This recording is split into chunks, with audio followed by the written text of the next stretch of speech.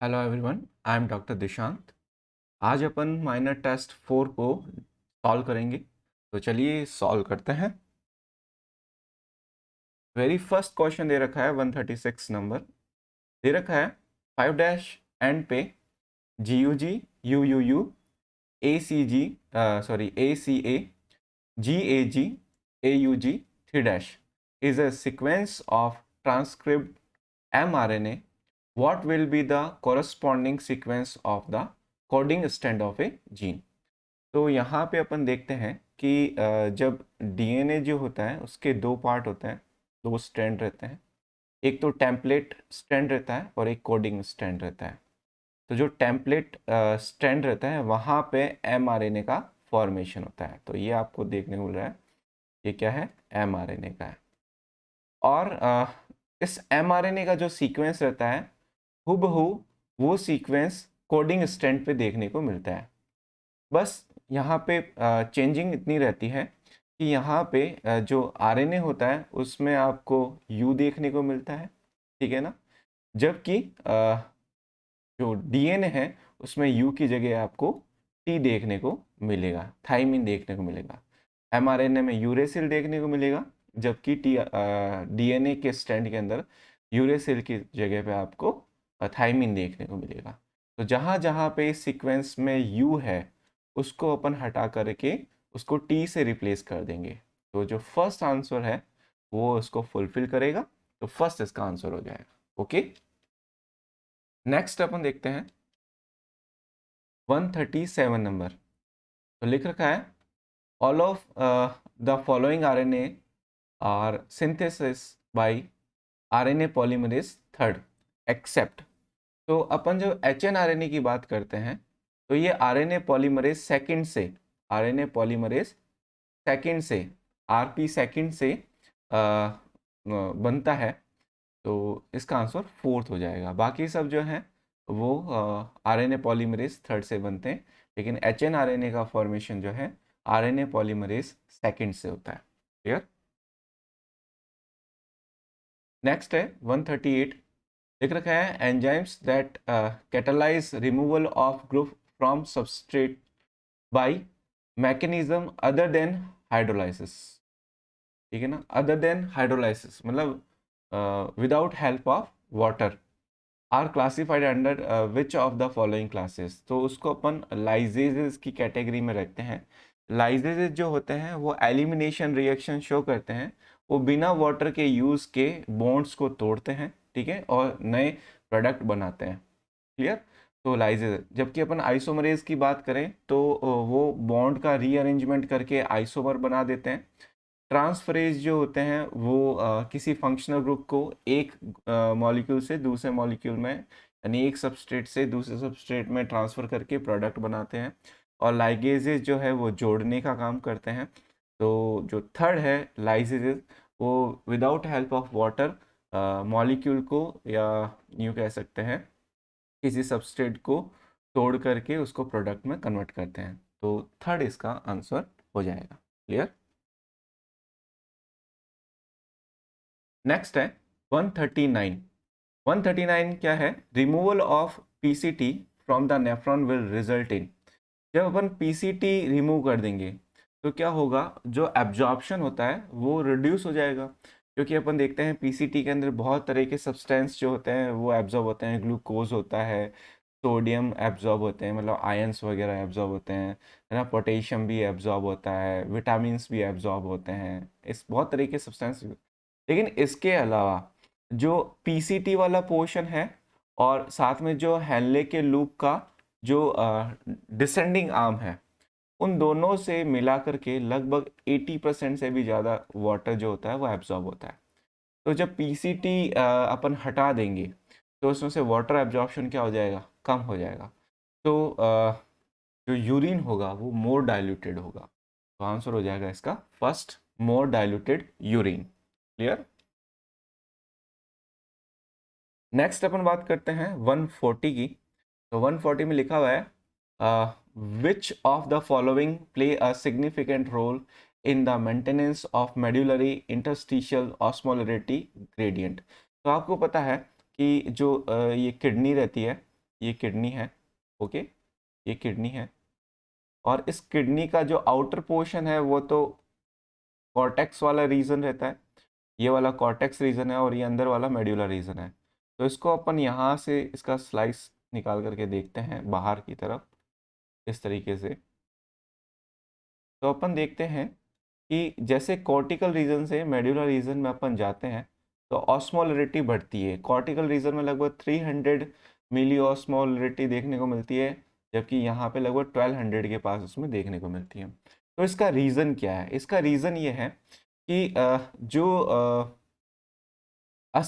इसके अंदर अपन देखें 140 के अंदर, तो यहाँ पे जो नेफ्रॉन रहता है, नेफ्रॉन के जो असेंडिंग लिम्ब रहती है, ये वाली असेंडिंग लिम्ब, ये वाली लिम्ब, इसके अंदर क्या होता है, NaCl का एक्टिव एब्जॉर्प्शन होता है, और NaCl ये बाहर आता है, और NaCl जब बाहर आता है तो यहाँ पे क्या होता है, मोर कंसनट्रेट मीडिया बन जाता है, तो मैक्सिमम अमाउंट का जो वाटर है वो खींचा जाता है। तो असेंडिंग लिम्ब से जो NaCl बाहर निकल रहा है, क्लियर, मेड्यूलरी रीजन के अंदर, वो क्या करता है, वहाँ की ऑस्मोलरिटी चेंज कर देता है, और ऑस्मोलरिटी चेंज होने की वजह से क्या होता है, ज़्यादा से ज़्यादा वाटर एब्जॉर्ब होता है। तो इसका आंसर अपन करेंगे थर्ड, फिर 140 का थर्ड। नेक्स्ट देखते हैं 141। तो लिखा हुआ है कि यदि एन इम्पेयरमेंट अफेक्टिंग सिंथेसिस और release of ADH result in a diminished ability of the kidney to conserve water, this condition is known. देखो ADH की यदि डेफिशिएंसी हो जाती है ना, ADH की, तो यूरिन मोर डाइल्यूटेड हो जाता है क्योंकि वाटर का एब्जॉर्प्शन नहीं हो पाता, और इस डिजीज को अपन बोलते हैं डायबिटीज इंसिपिडस। यहाँ डायबिटीज होगा, ठीक है, जी की जगह बी आएगा, डायबिटीज इंसिपिडस। तो सेकंड इसका आंसर हो जाएगा ADH की डेफिशिएंसी। नेक्स्ट अपन देखें, which one of the following statement in regards to the excretion by the human kidney is correct.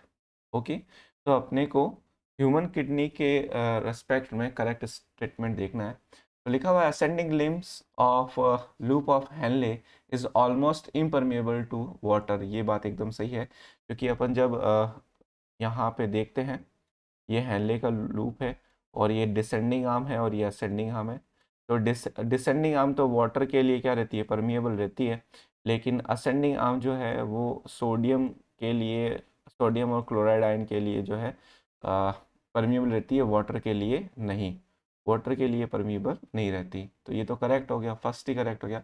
Descending limb of loop Henle permeable to the salt, ये गलत हो गया। DCT is incapable of reabsorbing bicarbonate ion, ये भी जो है गलत है, क्योंकि यहाँ पे बाइकार्बोनेट आयन को सिक्रीट किया जा सकता है और रीअब्जॉर्ब भी किया जा सकता है, तो ये भी गलत हो गया। Nearly 99% of the glomerular filtrate is, आगे कुछ लिखा नहीं है, तो मेरे हिसाब से इसका जो आंसर रहना चाहिए वो फर्स्ट रहना चाहिए, क्योंकि ये इनकम्प्लीट हो गया। फर्स्ट इसका आंसर अपन देखेंगे। नेक्स्ट लिखा है kidney stone is form by the calcium oxalate. तो ये डायरेक्ट NCERT से है, याद रखना है आपको। नेक्स्ट लिखा 144, the ample evidence suggest that the change in the nucleic acid यानी genetic material were responsible for change in amino acid in proteins. This lead to the proposition of।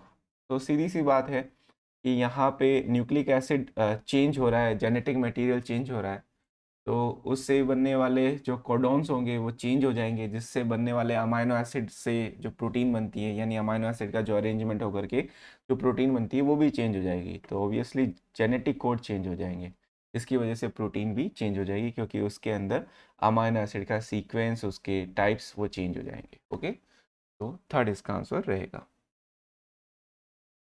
145 का दे रखा है synthesis of mRNA on DNA template is. अब यदि अपन देखें DNA और mRNA में, तो जो दो स्ट्रैंड रहते हैं, एक तो रहता है टेम्पलेट स्ट्रैंड और एक रहता है कोडिंग स्ट्रैंड, ठीक है। टेम्पलेट स्ट्रैंड का देता है 3' to 5', और इसके ऊपर जो mRNA बनता है उसकी पॉलरिटी रहती है 5' to 3'।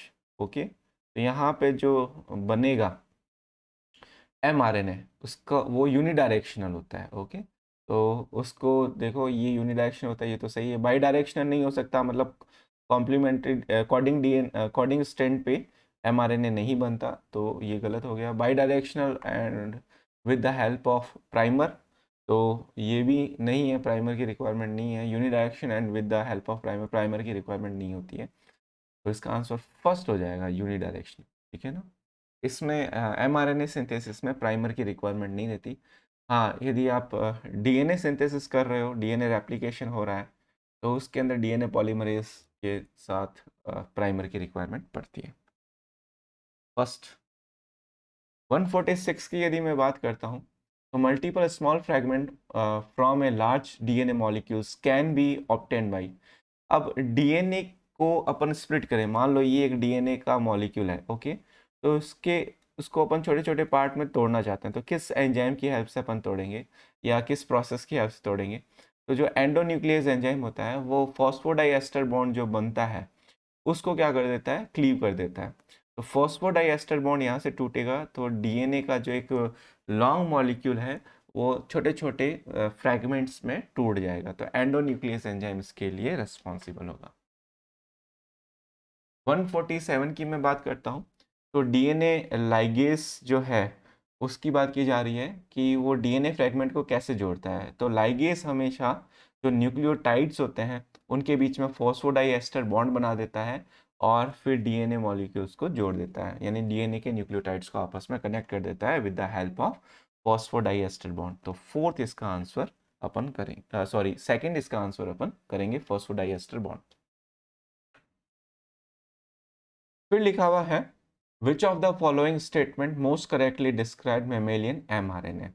तो mRNA के बारे में बताना है मेमेलियन के। They are usually transcript from both DNA strand, नहीं, कोडिंग स्ट्रैंड के थ्रू mRNA नहीं बनाया जाता है। टेम्पलेट जो स्ट्रैंड होता है डीएनए का, उसके थ्रू, जो कि 3' to 5' एंड पे होता है, उसके थ्रू किया जाता है। तो ये स्टेटमेंट गलत हो जाता है। They are normally double standard, mRNA single standard होता है, डबल स्टैंडर्ड नहीं होता, तो ये भी गलत हो गया। They have an overall negative charge at neutral pH, ये बात एकदम फैक्ट है।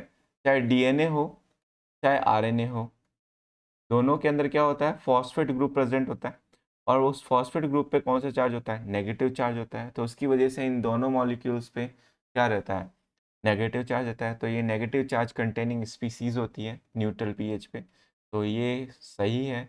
There base ratio is always 1, ये डीएनए के लिए राइट होता है, आरएनए के लिए नहीं, क्योंकि आरएनए जो है वो एक सिंगल स्टैंडर्ड मॉलिक्यूल होता है, तो वो इरविन चारगाफ रूल को फॉलो नहीं करता, तो इनका बेस रेशियो जो होता है वो 1 नहीं होता है। तो ये स्टेटमेंट भी गलत हो जाएगा। तो 148 का अपन क्या करेंगे, थर्ड करेंगे। ओके, नेक्स्ट अपन देखते हैं 149। 149 में लिखा है, which statement about nucleotide is correct. तो न्यूक्लियोटाइड के बारे में अपने को करेक्ट स्टेटमेंट बताना है। तो लिखा है, nucleotide such as ATP are used in the synthesis of nucleic acid. बिल्कुल, न्यूक्लिक एसिड फॉर्मेशन जो होता है, मतलब न्यूक्लियोटाइड का जो पॉलीमराइजेशन वाली रिएक्शन होती है, यानी डीएनए फॉर्मेशन जो होता है, ओके, तो न्यूक्लिक एसिड मतलब डीएनए आरएनए कोई भी ले लो, तो उनके फॉर्मेशन के लिए एनर्जी रिक्वायर्ड होती है, और एटीपी उसमें यूज आती है। तो फर्स्ट तो करेक्ट हो गया। सेकंड देखते हैं, nucleotide are composed of only a pentose sugar and nitrogen base, नहीं। यदि अपन आरएनए की बात करते हैं, तो उसमें पेंटोज शुगर होती है, या डीएनए की भी बात करते हैं, तो दोनों में पेंटोज शुगर होती है, नाइट्रोजन बेस भी होते हैं, लेकिन उसके साथ में न्यूक्लियोटाइड के केस में अपन देखें तो वहाँ पे फॉस्फेट ग्रुप भी रिक्वायर्ड होता है। तो फॉस्फेट ग्रुप यहाँ पे नहीं है, तो ये स्टेटमेंट गलत हो गया। अच्छा, आरएनए के केस में यदि बात करें, तो वहाँ पे राइबोज शुगर होती है एज ए पेंटोज शुगर, और डीएनए के केस में डीऑक्सी राइबोज शुगर होती है as a pentose sugar. Okay, third दे रखा है, nucleotide such as TP, thymidine triphosphate, used in the synthesis of RNA molecule, नहीं। आरएनए में थाइमिन का कोई रोल ही नहीं होता है, वहाँ पे यूरेसिल होता है, तो ये गलत हो जाएगा। न्यूक्लियोटाइड कंटेन है deoxyribose sugar if they R component of RNA. RNA के केस में मैंने अभी बताया, आरएनए के केस में राइबोज शुगर यूज आती है एज ए पेंटोज शुगर, तो डीऑक्सीराइबोज जो होती है वो डीएनए में यूज आती है। तो ये स्टेटमेंट पर, तो ये बहुत सिंपल सा क्वेश्चन है, फर्स्ट इसका आंसर हो जाएगा 149 का। नेक्स्ट अपन देखते हैं 150 दे रखा है। 150 में दे रखा है the term cistron can be define as. Cistron जो होता है वो डीएनए की यूनिट होती है जो कि प्रोटीन सिंथेसिस में हेल्प करती है, पॉलीपेप्टाइड चेन बनाती है। तो इसका आंसर अपन करेंगे the DNA segment coding for polypeptide in both prokaryote and eukaryote. तो फोर्थ इसका आंसर हो जाएगा। क्लियर। अच्छा, इसमें ये आपको ध्यान रखना है कि जो प्रोकैरियोट होता है उसमें जो होती है वो पॉलीसिस्टोनिक सिस्टोन मिलता है, यूनिट मिलती है, जबकि यूकैरियोट में मोनोसिस्टोनिक यूनिट देखने को मिलती है। तो मिलता तो है ही ये सिस्टोन। नेक्स्ट दे रखा है 151 का, an x-ray of the lower abdomen shows a shadow in the region of the ureter suspected to be an uretic calculus. Okay, पथरी हो चुकी है। Possible clinical symptoms would be. जब पथरी हो जाएगी तो वो क्या करेगी, यूरेटिक कैलकुलस हो गई है तो वो क्या करेगी, यूरिनरी पैसेज को क्या कर देगी, ब्लॉक कर देगी। तो यूरिनरी पैसेज यदि ब्लॉक हो जाएगा तो जो किडनी के थ्रू यूरिन बनेगा वो नहीं बाहर आ पाएगा। क्लियर, वो ब्लॉक हो जाएगा उस एरिया में।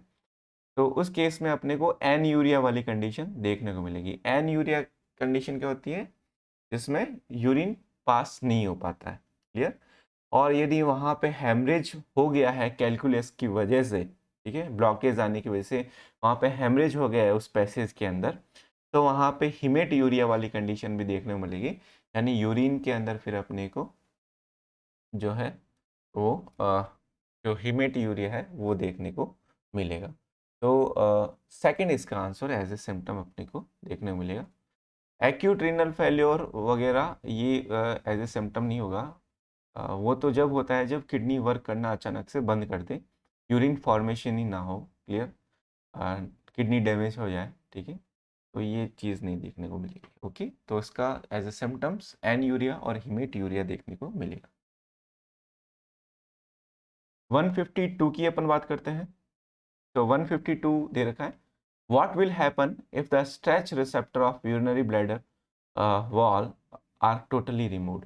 अब आपको पता है कि जो मिक्चुरेशन वाली प्रोसेस है, मतलब यूरिन का जो बाहर निकलना है वो एक रिफ्लेक्स से कंट्रोल होता है।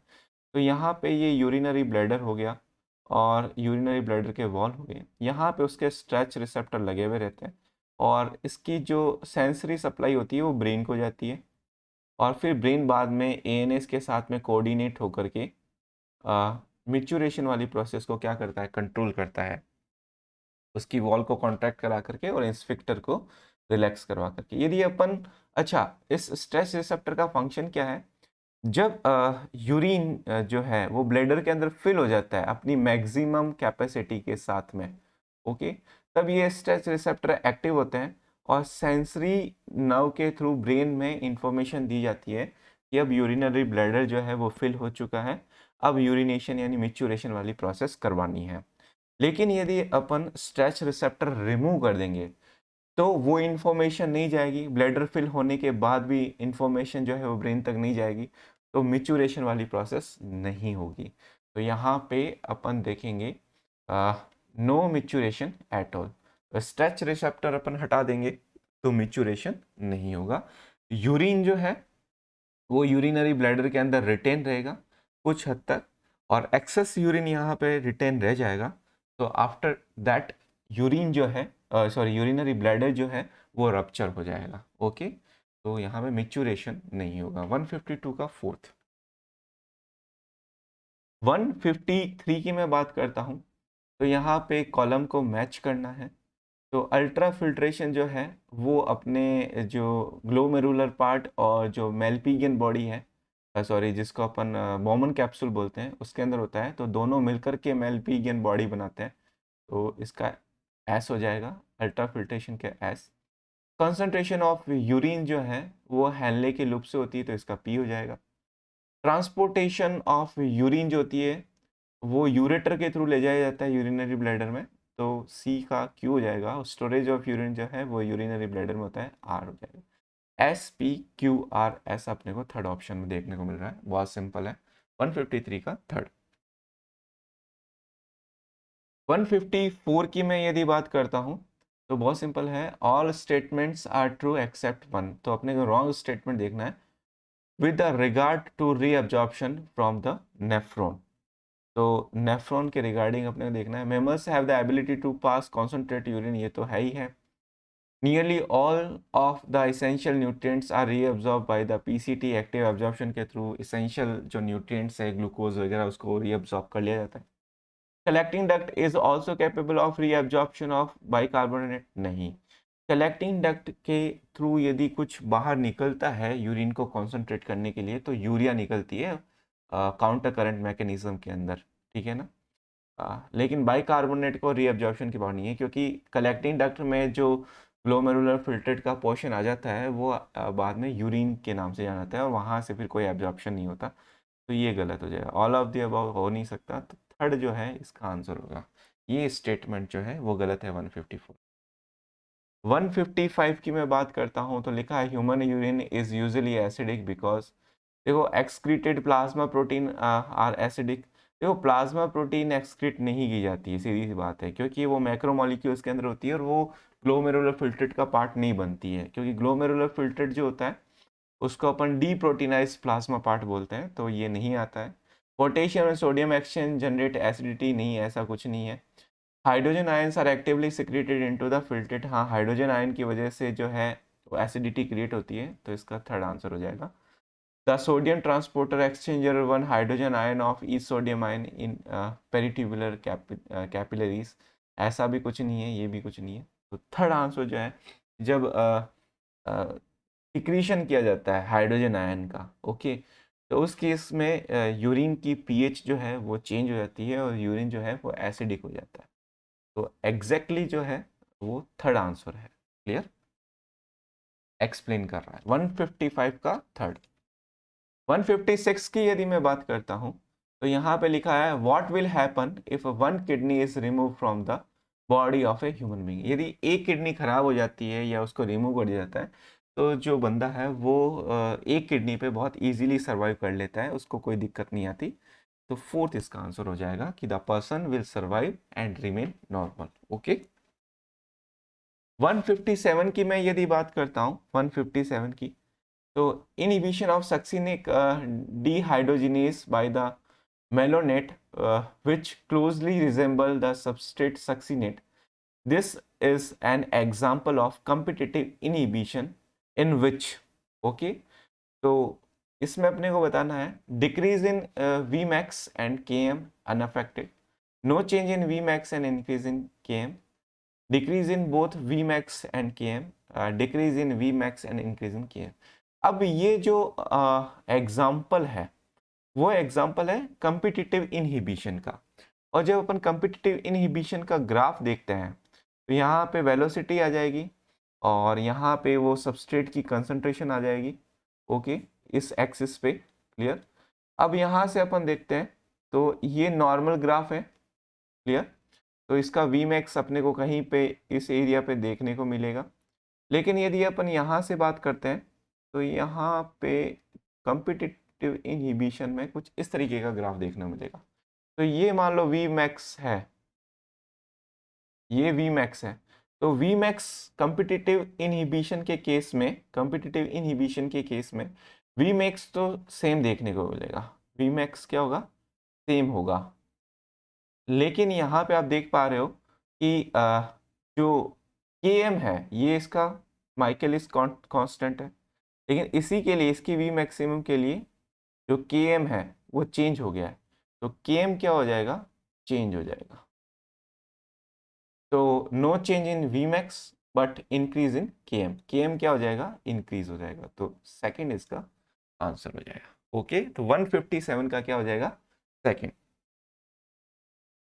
मैं यदि 158 की बात करता हूँ साइनाइड किल्स एन एनिमल, तो साइनाइड का एक सिंपल सा फिनोमेना है कि जो ईटीएस होती है ना, इलेक्ट्रॉन ट्रांसपोर्ट सिस्टम, उसके अंदर जो साइटोक्रोम प्रोटीन होती है, साइटोक्रोम ऑक्सीडेज, ठीक है ना, उसको क्या कर देता है, ब्लॉक कर देता है, जिसकी वजह से ईटीएस वाली प्रोसेस नहीं हो पाती, रेस्पिरेशन नहीं हो पाता और एनिमल की डेथ हो जाती है। फर्स्ट इसका आंसर होगा। 159 की यदि बात करें तो लिखा which of the following statement about enzyme is wrong. तो enzyme are denature at high temperature, ये तो करेक्ट है। Temperature are mostly protein but some are lipid, नहीं लिपिड नहीं होते, राइबोजाइम्स होते हैं। RNA as a enzymatic work करने लग जाता है तो उसको राइबोजाइम बोलते हैं, ठीक है ना, लिपिड्स नहीं होते। Enzymes are highly specific, yes. Enzymes required optimal pH and temperature, yes. तो फेवरेबल टेम्परेचर और पीएच चाहिए होता है, तो इसका आंसर सेकंड हो जाएगा, 159 का सेकंड। नेक्स्ट लिखा है 160 के अंदर, by using the carbonic anhydrase enzyme the reaction CO2 plus water gives carbonic acid H2CO3 speed dramatically with about. तो इसका आंसर अपन करेंगे सेकंड, क्योंकि जो कार्बोनिक एनहाइड्रेज जिसको अपन CAB बोलते हैं, ये फास्टेस्ट एंजाइम होता है जो RBC के अंदर प्रेजेंट होता है, और लगभग ये एवरी सेकेंड लगभग 6 लाख मॉलिक्यूल्स को कन्वर्ट कर देता है, ठीक है ना, कार्बोनिक एसिड के अंदर। तो ये फास्टेस्ट एंजाइम होता है, तो 160 का सेकंड आंसर हो जाएगा। 161 की मैं बात करता हूं, तो the activity of enzyme can be affected by A change in the condition which can be alter. तो आपको होता है एंजाइम जो होता है वो 3 डिग्री स्ट्रक्चर होती है, और उसकी स्ट्रक्चर ही उसका स्पेशल कैरेक्टर होता है ना। उसके बीच में जो अमाइनो एसिड का अरेंजमेंट रहता है, जो एक पर्टिकुलर सबस्ट्रेट के साथ में बॉन्ड बना करके उसको कैटलाइज करता है, ठीक है, तो वो उसकी 3D स्ट्रक्चर की वजह से होता है। और यदि उसकी 3D स्ट्रक्चर लूज कर जाए तो एंजाइम अपनी प्रॉपर्टी को भी लूज कर जाएगा। तो इसका आंसर क्या हो जाएगा, 3 degree structure of protein. Next लिखा है uric acid is mainly waste product found by the degradation of guanine. ऐसा क्यों? क्योंकि ग्वानिन क्या है, एक प्यूरिन है। प्यूरिन और प्यूरिन मेटाबॉलिज्म से ही क्या बनता है, यूरिक एसिड का फॉर्मेशन होता है। तो ग्वानिन इसका आंसर हो जाएगा। प्यूरिन मेटाबॉलिज्म जो होता है उससे यूरिक एसिड बनता है, और ग्वानिन और एडेनिन जो है वो प्यूरिन की कैटेगरी में आते हैं। तो यहाँ पे सेकंड आंसर हो जाएगा 162 का सेकंड। 163 की यदि अपन बात करें तो लिखा है which is best evidence for lock and की थ्योरी ऑफ एंजाइम एक्शन। जब अपन एंजाइम एक्शन की बात करते हैं तो लॉक एंड की थ्योरी से अपन कम्पिटिटिव इनहिबिशन को बहुत इजीली समझा पाते हैं, ठीक है। तो इसका आंसर क्या हो जाएगा, second. Compound similar in structure to substrate molecules में इनहिबिट द रिएक्शंस। तो ये कम्पिटिटिव इनहिबिशन की बात कर रहा है, तो ये हो जाएगा सेकंड। 164 की यदि बात करते हैं तो करेक्ट मैच करना है। तो ग्लाइकोसूरिया जो है वो ग्लूकोज प्रेजेंट रहता है, तो यहाँ पे अपन देखें सेकंड हो जाएगा। तो इसका सेकंड हो जाएगा। कीटोन यूरिया जो है उसका फोर्थ हो जाएगा, क्योंकि कीटोन बॉडी देखने को मिलती है यूरिन में। ग्लोमेरुलोनेफ्राइटिस में इन्फ्लामेशन हो जाता है, तो इसका फर्स्ट हो जाएगा। और यूरीमिया के केस में अपन बात करें तो excess of blood in urea ये देखने को मिलता है, यानी थर्ड हो जाएगा। इसको फुलफिल करता हुआ यानी second, fourth, first and third, तो इसका थर्ड आंसर हो जाएगा। तो थर्ड इसका आंसर करना है। 165 की बात करता हूँ, तो यदि कोई हेल्दी पर्सन होता है तो उसके अंदर कितना भी ग्लूकोज हो, ठीक है, वो यूरिन के अंदर एक्सक्रीट नहीं किया जाता है, वो एब्जॉर्ब हो जाता है, तो उसका जीरो अमाउंट होता है हेल्दी पर्सन के अंदर। यदि वो अनहेल्दी है, डायबिटिक है, तो उस केस के अंदर उसके यूरिन के अंदर ग्लूकोज को त्यागा जाता है। ओके, तो फोर्थ इसका आंसर हो जाएगा। 166 की यदि बात करते हैं तो इसको मैच करना है। नेफ्रिडिया जो होता है वो इंसेक्ट में होता है, तो इसका 3 हो जाएगा। मेलपीगियन ट्यूब्यूल्स जो होता है, सॉरी, इसका सेकंड हो जाएगा। नेफ्रिडिया तो एनालिड्स के अंदर मिलता है ना, तो सेकंड हो जाएगा इसका। मेलपीगियन ट्यूब्यूल इंसेक्ट के अंदर देखने को मिलती है, तो इसका थर्ड हो जाएगा। और एंटीनल ग्लैंड जो है वो क्रस्टेशियन प्रॉन वगैरह के अंदर देखने को मिलती है, तो इसका टू 231 231 ये हो जाएगा इसका थर्ड आंसर। 231 का थर्ड हो जाएगा। ओके, इसमें डायग्राम दे रखा है और रीनल कैप्सूल बताया कि पोडोसाइट कहाँ पे प्रेजेंट होती है। तो पोडोसाइट तो यहाँ पे होती है इनर मेम्ब्रेन में, है ना। मेलपिगियन ट्यूब की इनर मेम्ब्रेन में होती है, तो सेकंड इसका आंसर हो।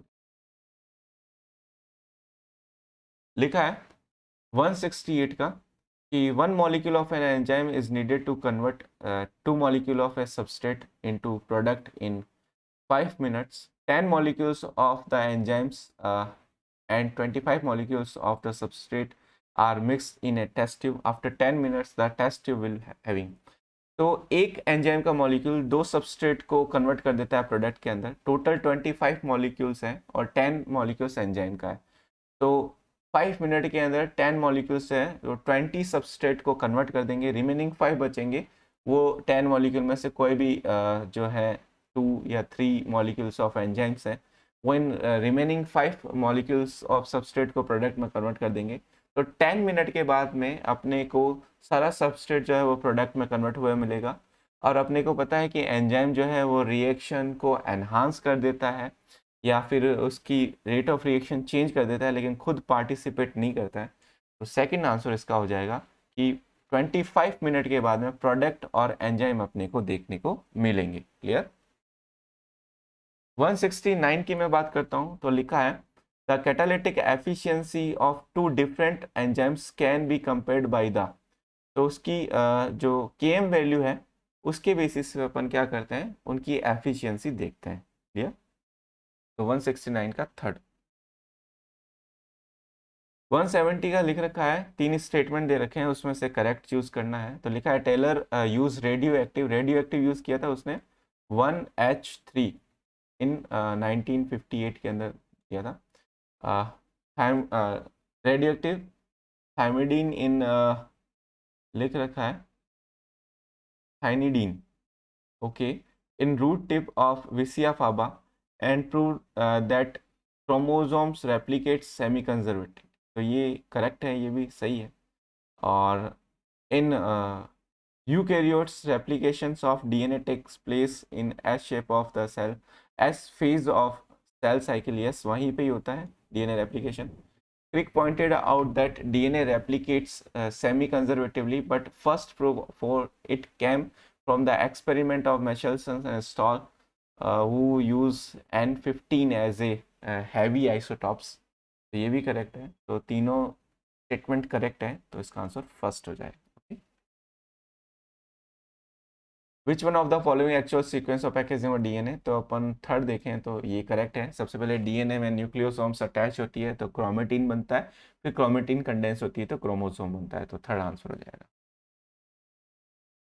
172 की बात करें तो ई कोलाई जो है वो 80 मिनट के बाद में N15Cl मीडिया के अंदर ग्रोथ करती है। तो इसमें पूछा है कि कितने हाइब्रिड होंगे और कितने हैवी होंगे। ओके, तो बहुत सिंपल सा है, जो 80 मिनट होंगे, अपने को पता है कि 20 मिनट के अंदर क्या होता है, एक जनरेशन अपने को देखने को मिलती है।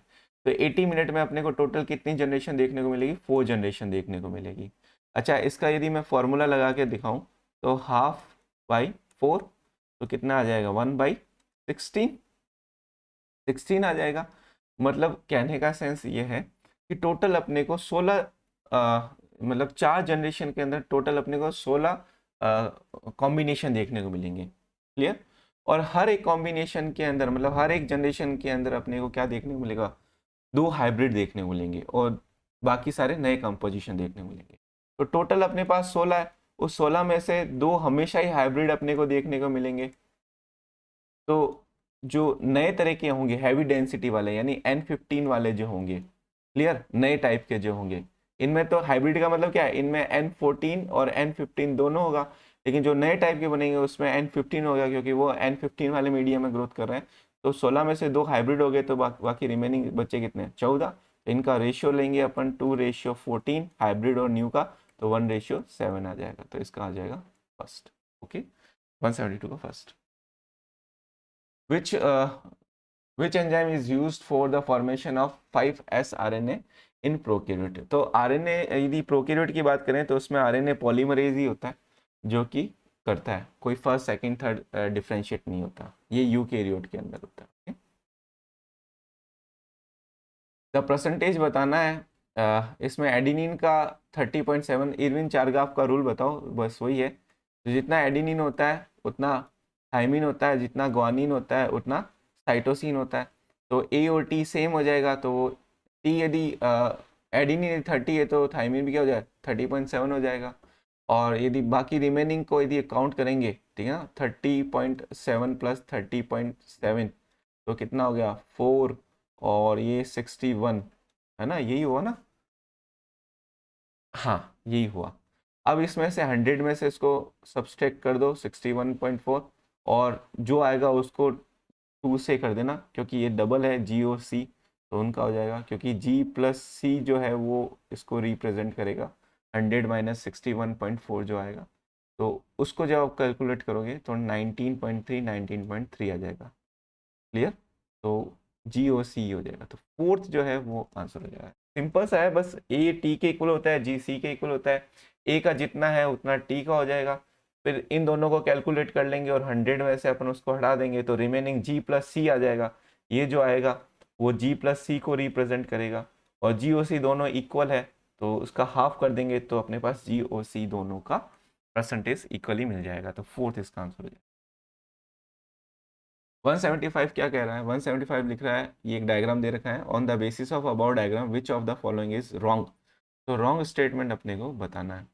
तो 175 में रॉन्ग को चूज करेंगे अपन।